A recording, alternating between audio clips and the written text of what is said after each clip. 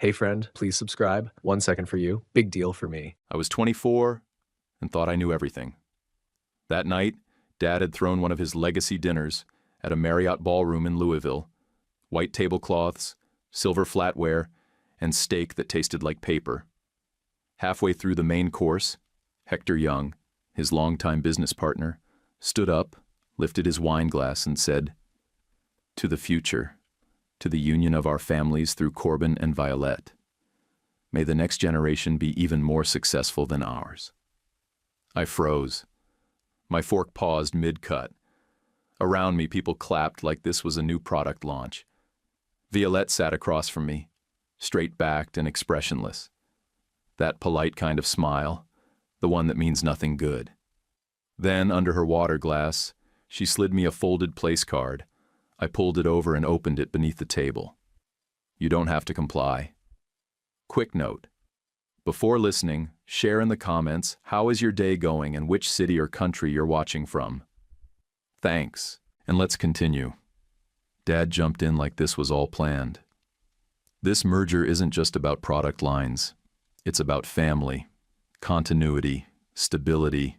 The federal supply contracts are only the beginning. Hector nodded. We're aligning not just brands, but blood. They've known each other since they were teens. I hadn't seen Violette in nearly 4 years. This was the first I'd heard of any engagement. My jaw locked. I counted 3 breaths. My throat burned like I'd swallowed gravel. I said it loud enough for the waitstaff to look over. "I'm not marrying anyone you two contract out." The table went still. Chairs scraped. A cousin across the room coughed into her napkin. Violette didn't flinch. She just gave a small nod, like she knew I'd say it. Hector's jaw clenched so hard I could hear his teeth. Dad leaned forward, eyes hard. "Sit down, Corbin. Don't embarrass yourself. I'm not a barrel you can roll into a corner." "Dad." Someone chuckled from the back of the room. Probably drunk. Didn't help. "You're being dramatic," Hector said. "This is about security, not feelings." "No," I said. "This is about control. And I'm done being traded." I stood up. My legs shook, but I planted both hands flat on the linen. The tremble stopped. Dad's voice dropped low, dangerous. "You walk out now, you'll blow a federal deal. Buy a new one." His face flushed dark red. "You'll repay this, either by marrying Violette or by losing every comfort you've ever had." I didn't look at him. I looked at her. Violette. She tilted her head slightly, like she was watching a dog pick a fight with a fence. Then she said, calm and even, "No marriage should sound like a threat." "Violette," Hector snapped. "Not now." She didn't say another word. She didn't need to. I pushed back my chair and let it screech across the marble floor. "I'm not for sale." Then I walked. The whole room watched me go. I didn't rush, didn't look back. A busboy held the door open.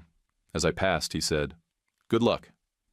I remember the sour hotel carpet, the cheap art in the hallway, some blurry sunset print, and the way the door clicked shut behind me like a vault. An hour later, Violette sent me a photo, a term sheet. My life, written out like an asset list. Percentages, timelines, even future kids penciled in like shipment quotas. Below it, her message read, "Keep this. You might need proof." I saved it.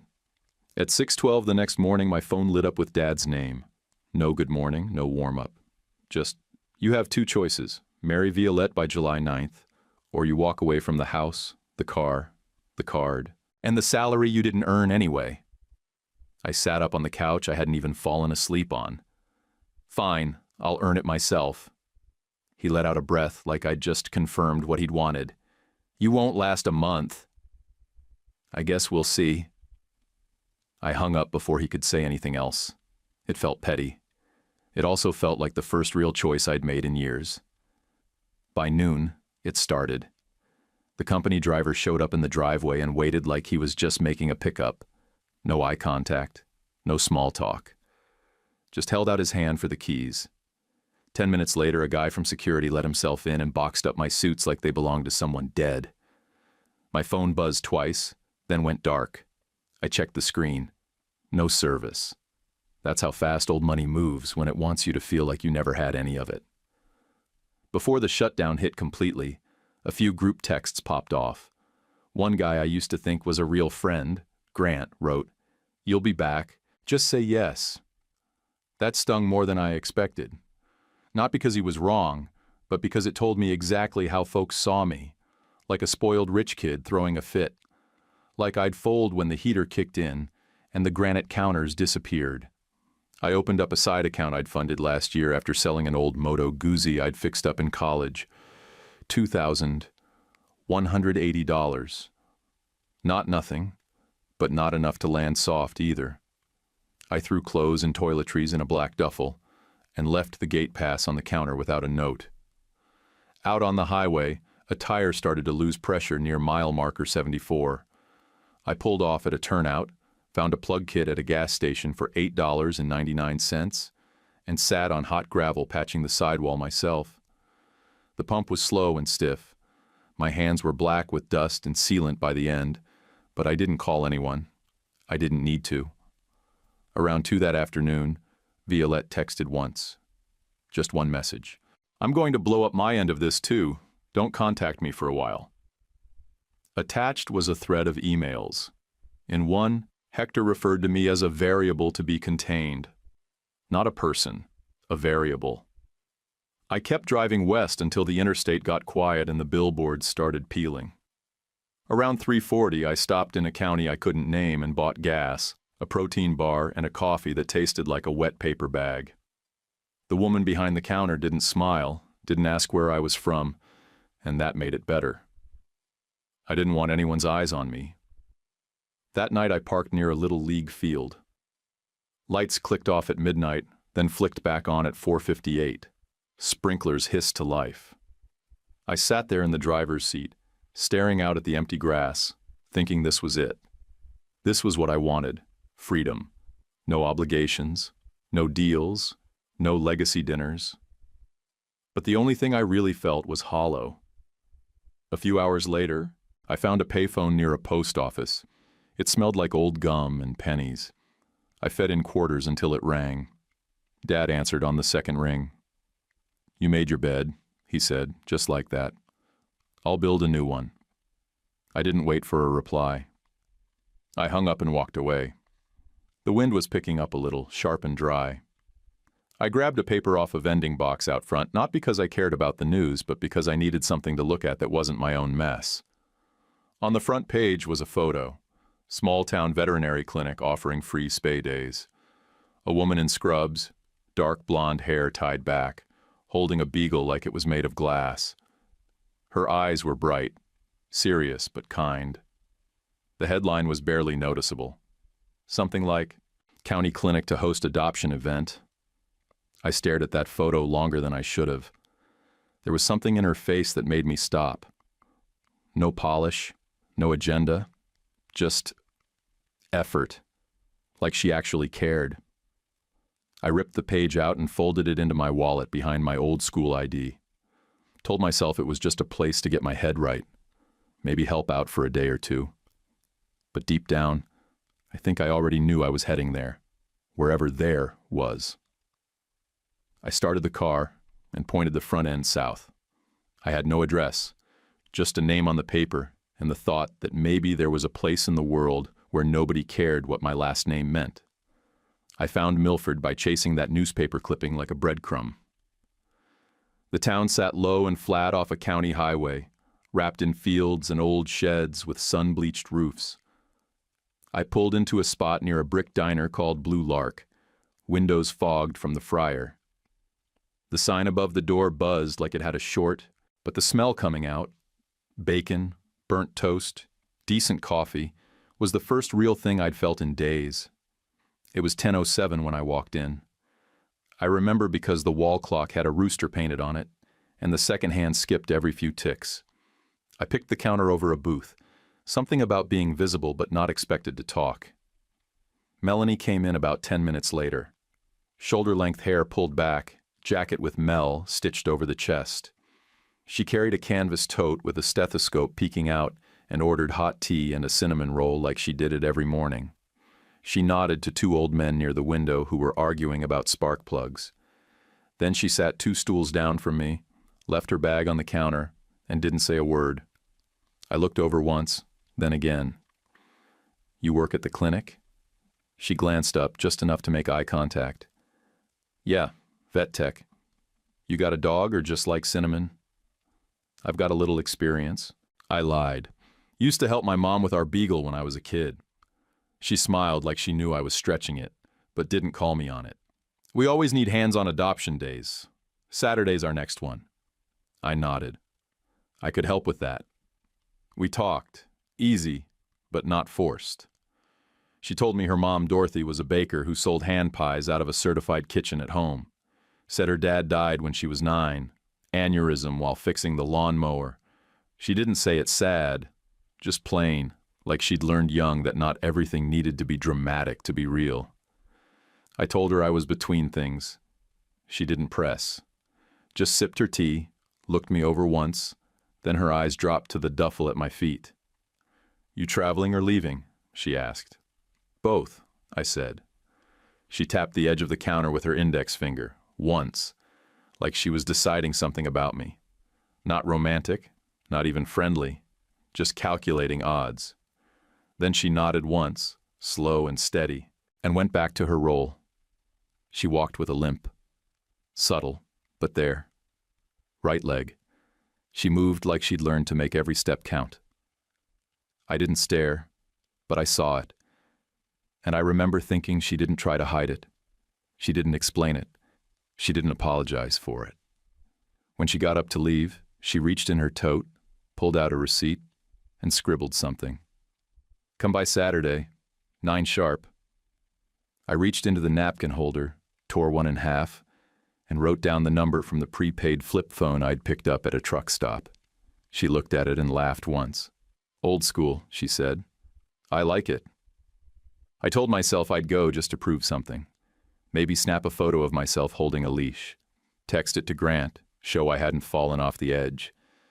That thought lasted maybe a minute before shame crushed it. Saturday came, and I showed. No text reminder, no second invite. Just rolled up in jeans and work boots, and parked by a rusted dumpster behind the clinic. The sun wasn't all the way up yet. Mel opened the back gate, clipboard in one hand, coffee in the other. "Thought you might flake," she said. "Glad you didn't." We didn't waste time. I hauled 50-pound bags of feed from a storage closet that smelled like cedar and bleach. She handed me a leash and pointed at a mutt with wild eyes and a tail that wouldn't stop wagging. "Take him out back. Walk him until he doesn't spin in circles." I walked the dog until both of us were breathing heavy. Then she handed me a calico cat and a towel. "Hold her steady while I clip." "Steady like don't let her bolt?" I asked. "Steady like if she bolts, don't bleed on the floor." We got through it. 2 hours in, she looked at me like I wasn't just passing through, like maybe I had weight. Around noon, a brown paper bag showed up from the back entrance. Hand pies, still warm.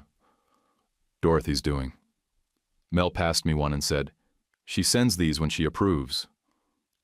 Dorothy herself walked in 10 minutes later, hair up in a kerchief, apron still dusted with flour. She gave me the once-over like a school principal might. "You lift 30 pounds without groaning?" she asked. "I can." She pointed at a sack of kibble by the sink. "Prove it." I lifted. Didn't groan. She nodded once and left. When the animals were fed, paperwork filed, and the last dog loaded into a crate, Mel turned to me and leaned back against the sink. "You got a place to land?" "I'll figure it out," I said, not lying but not being honest either. She looked at the duffel again, then back at me. "We've got a guest house behind my mom's place. It's small. Real small. But it's dry and safe. And it's got a door you can lock." "You sure?" I asked. "No," she said. "But I'm offering anyway." The guest house sat behind Dorothy's main place, about 12 steps from the back porch if you cut across the lawn. It used to be a tool shed, but she'd converted it into a one-room bunk, with a narrow bed, a chipped sink, and a shelf where I stacked my folded shirts. Rent was $50 a week, plus chores. Fair terms. I paid a week up front in 20s and started keeping my shoes by the door like it was something sacred. Dorothy ran her baking from a side addition, certified kitchen with clean tile and a giant mixer that sounded like a tractor in second gear. Mornings kicked off at 4:55. No alarms, just the soft creak of the back door and the smell of yeast coming alive. By 6:10, the place smelled like cinnamon, lemon peel, and floors scrubbed with vinegar.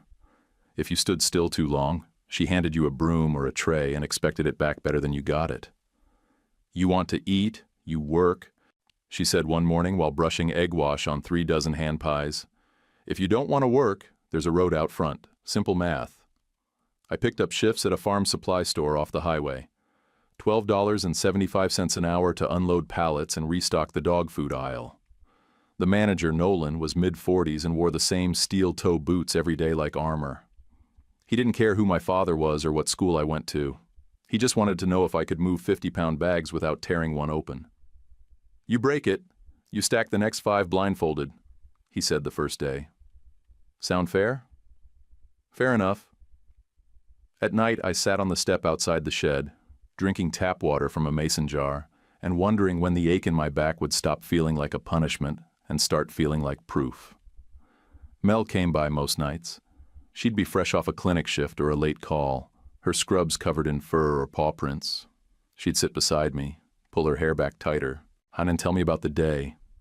A rescue dog with nerve damage, a sick lab dropped off by an old man who swore the dog used to outswim his grandkids.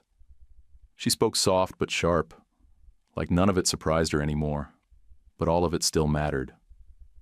I told her parts of the old life, not the private flights or the portfolio reviews, just that I'd let people steer me for too long.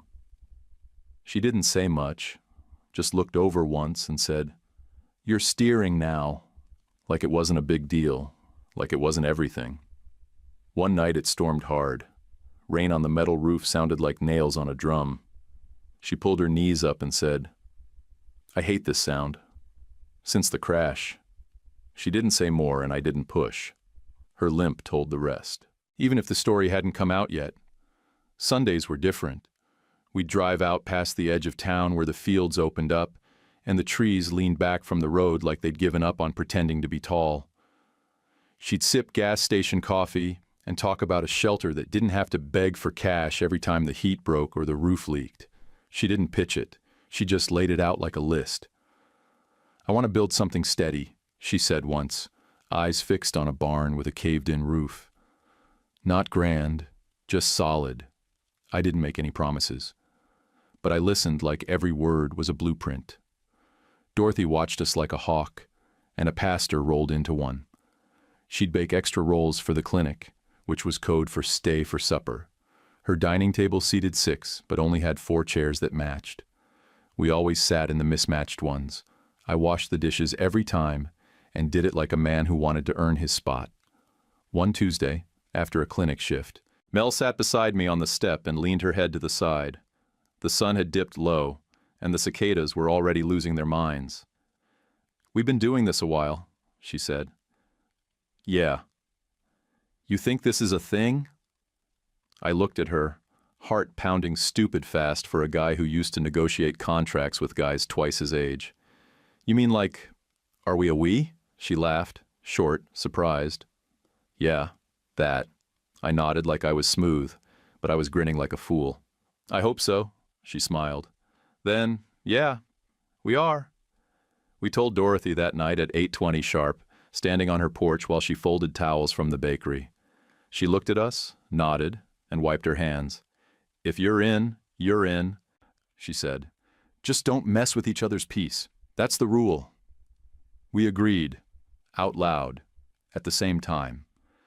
I stopped thinking about proving anything to anyone. I didn't need photos or status updates to show the old crowd that I hadn't drowned.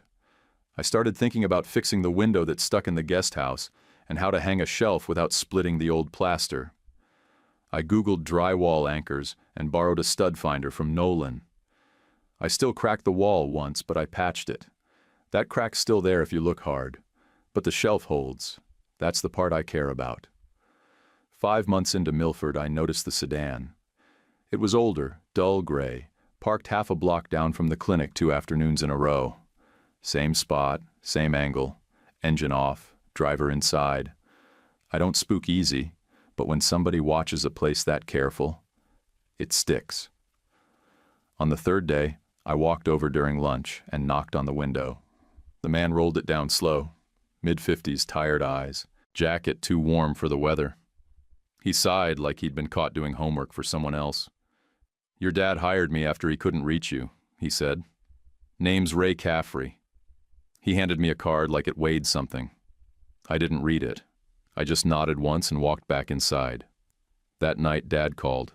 He didn't start with hello. "I heard you're playing house." "I'm living like a man," I said. There was a long pause, 10 seconds at least. Then quieter. "I want to see where you landed." He showed up the next week in jeans that didn't sit right on him, boots too clean. Dorothy met him in the driveway and shook his hand like he was just another customer picking up pies. Mel poured him tea he didn't drink. Dad sat stiff at the kitchen table, eyes moving, clocking exits like he was back in a boardroom. Then I saw it. His eyes dropped to the cane leaned against the back door, then followed the pale line along Mel's ankle where her sock didn't quite cover the scar. His face changed. Not fear, recognition. He asked for a word alone, then didn't keep it private. He stood in the kitchen, hands on the counter, knuckles white, and told us about a night in 2013. He said he'd been at a tasting, rain coming down hard, roads slick. He clipped a sedan turning left, felt the jolt, panicked, and drove off. He said he paid off a deputy and a claims adjuster before dawn, said he read about it the next day and cut the article out, folded it small, and hid it in his desk for years. "The girl in that sedan," he said, voice breaking, eyes finally lifting to Mel, had a fractured pelvis and ankle. The room went quiet. The yard light buzzed outside the window like it was chewing on something. Mel didn't look at him. She stared straight ahead for a long time, breathing slow. Then she said, "That was me." Dad's face collapsed. He cried without sound, like the air had been punched out of him. He apologized straight, no excuses. Said if the law could take him now, he'd go. I couldn't speak. My throat locked up like it was wired shut. After he left that night, none of us slept much. The next morning, I called a local attorney and laid it out. He said the statute of limitations had likely run on what could be proved this far out. When I told Dad, he nodded once and said that didn't change anything. "I'll do the work anyway," he said. "I'll pay for surgery. I'll be there consistently. I'll do the low tasks, and I'll keep being there." We slept on it again. Dorothy said she believed in penance if it held over years, not weeks. Mel said she wanted the hip reconstruction a Louisville orthopedic surgeon had proposed 2 years earlier. $41,800 she couldn't reach. Before anything moved, she asked for a second opinion and a full rehab plan in writing. Risks, timelines, work. She wanted it all spelled out. Dad wired the money the next morning. Not to a fund, straight to the hospital and the surgeon. Then he sat in the waiting room for 12 hours, said nothing, held Dorothy's coffee when her hands shook. The morning of surgery, I walked Mel down the hall until the doors swung open. I held her hand while they prepped her. She squeezed once and said, "You're enough." I held on as they rolled her away.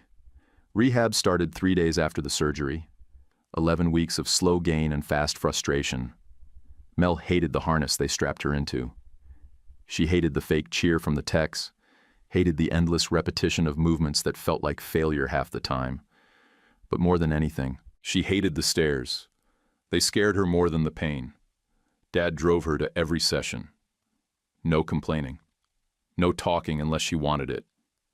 Most mornings he sat in the waiting area with Dorothy and made lists for the shelter.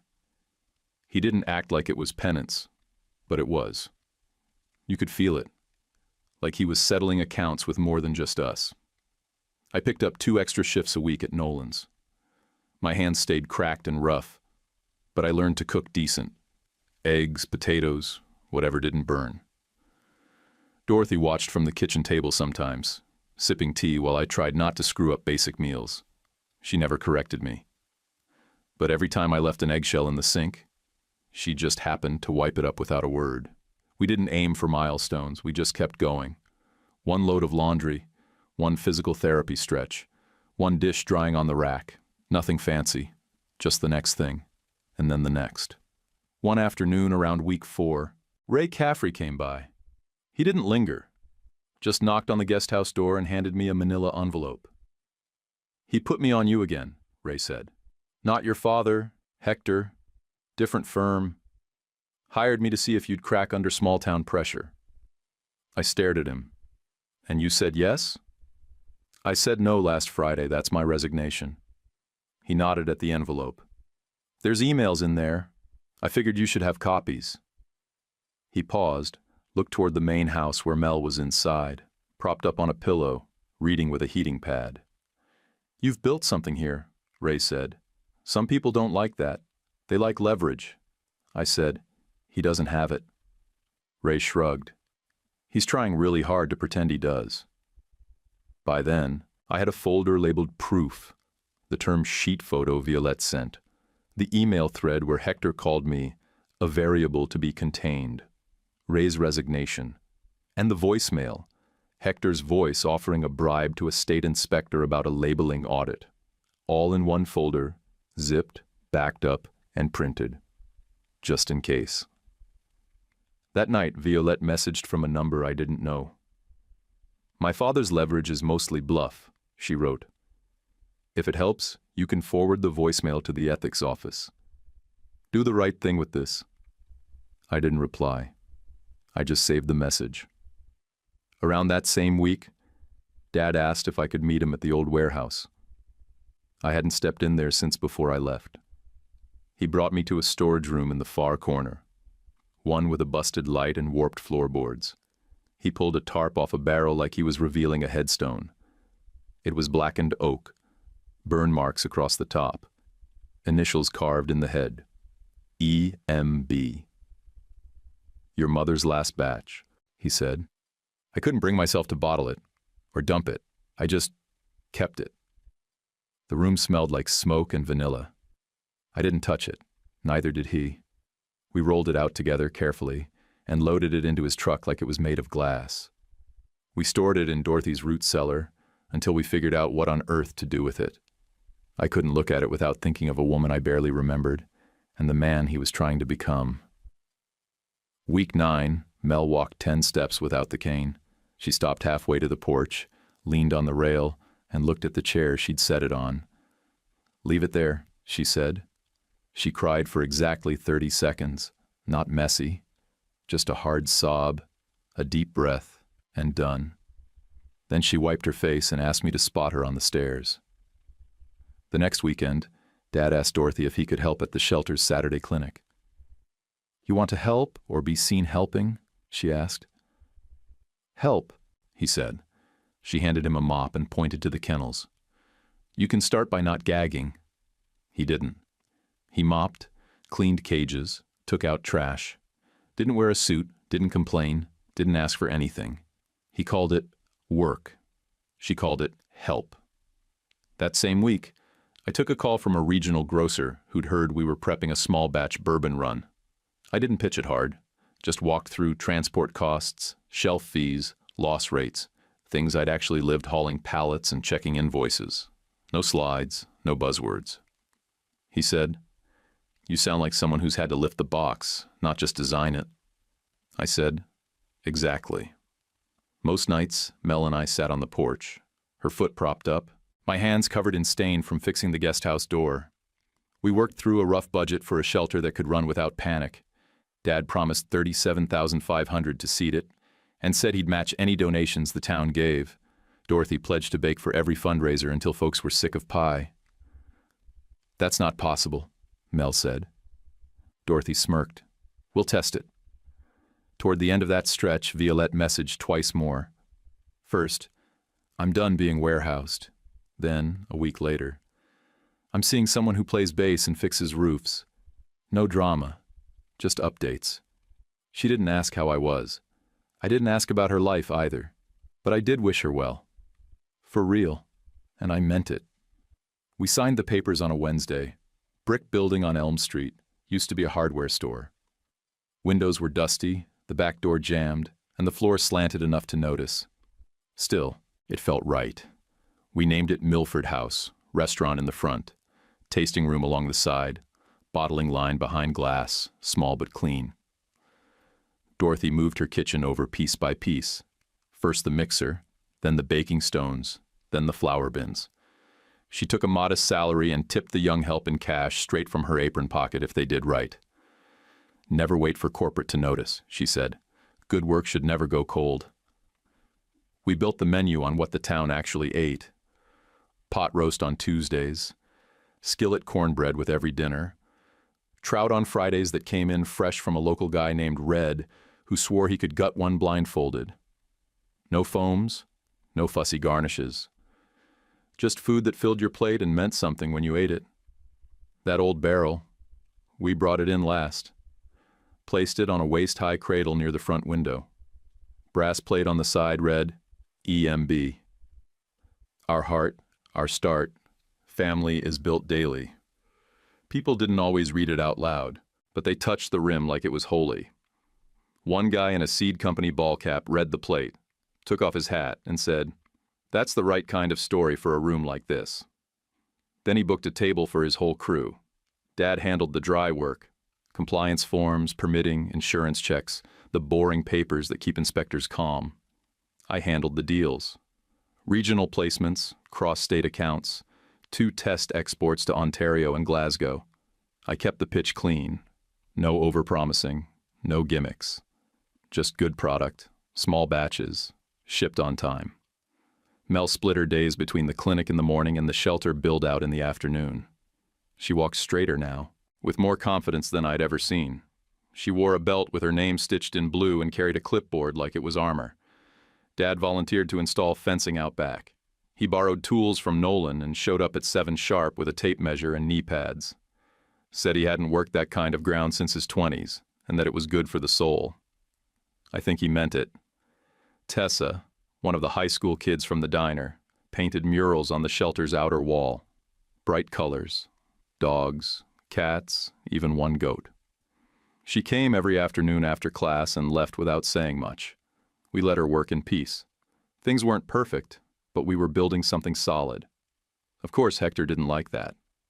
First, he pressured the old distributors, whispered that carrying us would cost them access to federal shelves. One warehouse dropped us and canceled a pallet. Fine. We pivoted, leased 2 vans for $428 each per month, hired Nolan's nephew to drive one. I took the other on weekends. We started delivering direct to stores within a 100-mile radius. It was harder, but more personal. Shop owners saw our faces. One woman in Bowling Green called us the anti-corporate option and ordered a standing bi-weekly batch. Then the state inspector showed up. Wade, clipboard in hand, smirk on his face. I knew the voice from Violette's voicemail. He walked in like he owned the floor. I met him by the tasting bar and handed him a printed packet. Every rule, every checklist, every label. I said, "You'll find we're following everything, in writing and on record." He scanned the first page, gave a tight nod, and did his job without the swagger. That night we hosted a soft opening for the town. No press, no ribbon cutting. Just a casual dinner, staff in jeans, menu handwritten on chalkboards. Halfway through, a freelance writer from Lexington walked in. Said she heard about the place through someone who used to sell cooperage barrels. She ordered the trout, took photos of the barrel, and left without asking for comp dessert. 3 days later, her article ran online. Title was, "Clear-eyed and honest, a small-town start with legacy on the label." I clipped it and pinned it to the back office corkboard, right above the fire inspection pass. We set up a scholarship in my mother's name, $2,000 a year, for culinary students who planned to stay local. We funded the first one ourselves. Dorothy cried in the walk-in cooler when the first thank you letter came. I didn't say anything. Just slipped the letter into a clear sleeve and put it under the pie case. One Tuesday at 10:30 sharp, Dad asked Dorothy to coffee. She didn't flinch, just wiped her hands on a cloth and said, "Let's take the table by the window." They sat there for 40 minutes, talking about recipes, flour prices, and second chances. They didn't touch hands, but it was there, in the way they spoke without pushing, like two people learning how to sit beside each other again. The shelter opened the following week. First dozen rescues came through the back gate in crates and wagging tails. Mel wore a blue shirt with her name on a patch and walked the line like she'd trained for it her whole life. Her limp was nearly gone, but she didn't hide what was left of it. She stood there that morning with a clipboard in one hand, a pen in the other, and a streak of dog hair across her shoulder. And I thought, this is what building looks like. Not talking about it, not tweeting about it, just being there, nailing the boards down, and cleaning out the bowls because the dogs don't care about your legacy. They care about being fed, being walked, and being seen. And we were seeing them. The letter showed up on a Thursday morning. Thick paper, legal letterhead, signature in blue ink. Hector's tone was polished, but the threat was clear. Contractual expectations as agreed by senior parties. My attorney read it once, raised an eyebrow, and said, "That's not a contract. That's an unenforceable intention between old men with pens." I framed it, hung it right under the barrel plaque in the office, front and center, wrote "Nope" across the glass with a red dry erase marker, and left it there for every delivery guy and prep cook to see. 2 days later, the state audit got scheduled. Labeling review. Wade came back. Same clipboard, less smirk. This time he was polite. I gave him full access, clean files, batch logs, even a tour of the bottling room. Then I handed him a flash drive with Hector's voicemail. The one Violette gave me permission to send. My attorney had already passed a copy to the state ethics office. Wade didn't say much. Just slid it into his folder and said, "Thank you for your cooperation." A week later, the notice dropped. Investigation opened into third-party interference. That was the headline. I didn't celebrate, just grabbed my notebook and got back to holiday purchase orders. Sugar was up, shipping was late, and the cranberry guy still hadn't returned my call. Real problems don't wait for victory laps, but Hector didn't go quiet. He came in person. It was a Tuesday, about 10 minutes before lunch service. Walked through the front door in a suit so dark it looked out of place in daylight. Tie too tight, posture stiff. Mel spotted him from the prep window and said, "Company." I met him in the lobby. "You'll regret this stance," he said. "Shelf space is not unlimited." "We're filling shelves one truck at a time," I said. "We'll be fine." Dorothy walked out of the kitchen, wiped her hands on her apron, and said, "Would you like some coffee while you try to threaten my family?" He didn't. Then Violette stepped in behind him, wearing jeans and a work jacket, hair pulled back, eyes steady. She walked past him like he wasn't there and stopped at the front counter. She looked at him first. "I'm not your line item." Then she looked at me. "Do you have the thing?" I pulled a manila folder from under the counter. Inside, clean printed copy of the term sheet. The one they drafted about my life like I was a merger, not a person. I handed it to her. She opened it, tore it straight down the center without even looking at the pages, and laid the pieces on the welcome table. Hector's face went red. He bent to gather the scraps, hands shaky, trying to collect his power like it still meant something. Dorothy walked over with the broom and dustpan. "You done with these?" Violette nodded. "All yours." Dorothy swept the pieces in one smooth motion and carried them out the back like yesterday's receipts. By Friday, the Milford Herald ran a piece titled, "Milford House and a Family's New Chapter." The last line stuck with me. Sometimes the story isn't who gets the biggest slice, but who shows up to do the dishes. That same day, a distributor who'd ghosted us 6 months back called, said they respected how we handled heat, wanted to reconnect. I told them the new terms: modest, fair, and non-exclusive. They agreed. That night, Mel and I sat on the back steps with our feet in the gravel. She said, "I forgave your father, but I haven't forgotten. I want that remembered on purpose." I nodded. "That's fair, and it's right." Later, Grant sent me a photo, him at a bourbon gala, tuxedo sharp, Hector in the background smiling like nothing was broken. Caption said, "Miss you here, man." I replied with a picture of the shelter's adoption board. 12 names crossed off. "I'm good." We didn't toast. We didn't post. That night we hung a $10 string of lights in the courtyard out back. Crooked, buzzing, bright. Ate takeout noodles on milk crates and watched the dogs chase shadows. Didn't need a parade. We got married in late April, under the wide maple behind the shelter. It was warm enough for short sleeves, cool enough for a breeze. I wore a gray suit I bought off the rack for $218. Mel wore a plain dress Dorothy altered at the kitchen table. No lace, no train, just clean lines and quiet beauty. We stood under that tree while Nolan's niece played a violin off-key and the dogs barked from the shelter yard. No vows about riches or legacy. Just us, hands locked, saying we'd stick. Simple as that. Dad stood up before the cake came out, said a few words. Didn't mention business, no metaphors. Just told us we'd done something strong and that strength wasn't loud. Violette showed up too, brought a guy named Ezra, who played bass in a blues trio, and fixed roofs between gigs. He looked at her like she was a person, not a project. She seemed steady. We didn't serve anything fancy. Roast chicken, green beans, skillet cornbread. Dorothy cooked all morning and still wiped down tables after. Folks ate, laughed, and left the chairs where they found them. Nobody posted selfies. Nobody needed to. Over the summer, the grant fund for the shelter passed $86,000. Matched funds, town donations, the works. Mel kept receipts in a binder thick enough to hurt someone with. Dad still came on Saturdays to scrub kennels. He never stayed for thanks. He'd slip out the side gate before someone could pat his shoulder. I made 2 short trips, Toronto and Glasgow. Finalized placements with small distributors who liked what we made and how we made it. Slept on a couch in Scarborough for $40 and called it a win. Ate crackers from my carry-on and skipped hotel coffee. Didn't feel poor. Just felt real.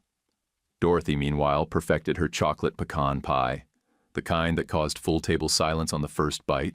We ran out twice. She finally printed recipe cards with my mom's initials on the corner, EMB, like a stamp of truth.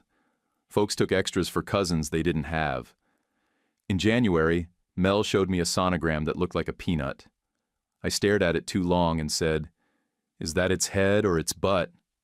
She laughed until she wheezed. We told Dorothy right before opening one day. She leaned on the counter, pressed both palms down hard, then turned and laughed through her tears. Walked in a tight little circle in the kitchen before she trusted her voice. Dad started walking at dawn. Not power walking, just quiet loops around the back pasture. He talked more about my mom, less about mergers, more about how she danced in sock feet and hated the sound of whistling. Him and Dorothy had coffee most mornings. They sat closer now, elbows touching, but never rushed the rest. One afternoon I got a message from Wade, the inspector. Said the ethics office had moved on Hector. A few months later the notice came, fines paid, restrictions filed, no more contact with state staff. I printed the document and tucked it in the back of the proof folder. Didn't frame it, didn't smile. In early September, Mel went into labor before dawn. We drove to the hospital in my truck, hit every pothole between Milford and the county line. She cursed once. I offered to slow down and she said, "Just get there before I start pushing." Our son came out with red hair like mine and green eyes like Dad's. Mel laughed when I cried. I tried to talk, but nothing came out. Just choked air and a soaked shirt. I'm a grown man. I cried anyway. We named him Reed. He spent his first month in a woven basket in the guest house while Dorothy cooked in shifts so Mel could rest. The restaurant kept going. The lights stayed on. And every night, that barrel by the front window still caught the sun just right. Years passed. I'm 58 now, telling you this from a kitchen that smells like butter and wood smoke. The barrel sits where it always has, in the front room beneath the brass plate. Tourists ask about it sometimes. They read the initials, EMB, and glance over like it's a brand. She was my mother, I tell them, and our start. Some folks nod. Some don't get it. Doesn't matter. The right ones do. We still eat as a family on Tuesday nights. It's quiet then. Cruise light. Town slows down. No rush. Dorothy brings a roast, same as always, cooked low and right. Dad carries the salad bowl like it's breakable, even though it's plastic. Mel claims the chair with the good back and says she earned it, which she did. Reed is 33 now, works his own job during the week, but shows up on Tuesdays. Helps unload the morning shipments, stacks the flour bags in the back. He runs out to the shelter if they're short on hands. Sometimes he takes a shift on the ramp so the kitchen crew can make it home for supper. He never brags, but you see it in how he moves, solid, grounded. When I look across the table now, I see the old lines we drew in fear. I tried to outrun failure. Dad tried to control every piece of it. Mel held it all like she could patch the world by sheer will. We redrew those lines. Took years, and nothing poetic about it. Just 100 dinners, 10,000 small choices, and the discipline to be there when it was easier not to. Violette still sends holiday cards, postmarked from Arkansas, stamped with hand-drawn trees or guitars. Ezra teaches music now, and she writes short notes in neat script. They sound peaceful. I'm glad she got out. Hector's never written again. That's fine by me. Grant came through town once, sat at the bar, ordered a neat pour of something we aged right there on site, looked around and said, "You did all right." I poured him a half shot. Told him, folks don't have to be enemies, but they don't have to be friends either. He nodded, left a 20, and walked out like he'd never said anything stupid. I let it be. The shelter never ran out of supplies. Donations kept up. Dad still goes in every Saturday to clean cages and mop the side hallway. Says he doesn't mind the smell. I believe him. Penance doesn't always look like an apology. Sometimes it's just a mop and a schedule you don't break. Dorothy and Dad took their time. Didn't rush. Didn't explain. Quiet ceremony 5 years ago. Just them and a witness at the courthouse. Reed noticed the rings first. He said nothing. Just smiled into his lemonade and passed the potatoes. If you came by tonight, you'd find us all there. Passing plates, refilling drinks, telling the kind of stories that sound small but last. One about the mutt who came back after 3 days. One about the pie that cracked and still sold out. One about a deal we didn't need lawyers for because both sides showed up honest. No speeches, no drama, just people who chose each other again and again. Home, I've learned, isn't the land or the house. It's not the money or the name on the sign. It's the table. The one where your I is heard and your we is guarded. That's the whole thing for me. And it's enough. Hey, real quick, before you scroll, let me ask you something personal. If someone who hurt your family showed up years later trying to make it right, would you let them back in or shut the door for good? If you've got the hype feature, tap it now to help this story reach more people. It means a lot. And hit like and subscribe. It's just one click, but it really helps us keep sharing these stories. Drop a comment too, even just good one, or your take on that final choice. Love you guys. YouTube picked this for you. Tap it. Let's see if they guessed right.